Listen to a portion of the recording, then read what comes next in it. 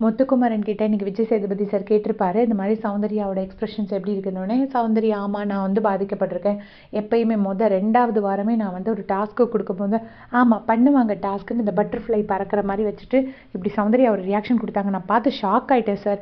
அந்த மாதிரி ஒரு சௌந்தர்யாவை நான் பார்த்ததே கிடையாது.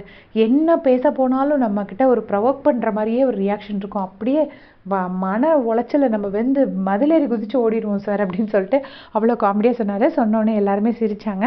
அதை நம்ம ப்ரமோலே பார்த்துருப்போம். அதை சொல்லி முடித்தோடனே சௌந்தர்யா வந்து சௌந்தர்யாக்கிட்டே அதை நான் நேரடியாக போய் நிறைய வாட்டி சொல்லிட்டேன் அப்படின்னு சொல்லியிருப்பாரு. உடனே அதுக்கு சௌந்தர்யா சொல்லுவாங்க, நான் ஏற்கனவே அதெல்லாம் ஓகேன்னு சொல்லியாச்சு சார், அவர் திரும்பவும் இப்போ எடுத்துகிட்டு வந்திருக்காரு அப்படின்னு சொல்லிட்டு சொல்கிறாங்க.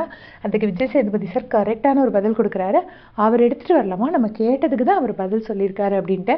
அது நம்ம பார்க்குற நமக்கு புரியுது, அது ஏன் சௌந்தர்யாவுக்கு புரிய மாட்டேங்குது அப்படிங்கிறது எனக்கு தெரியலை.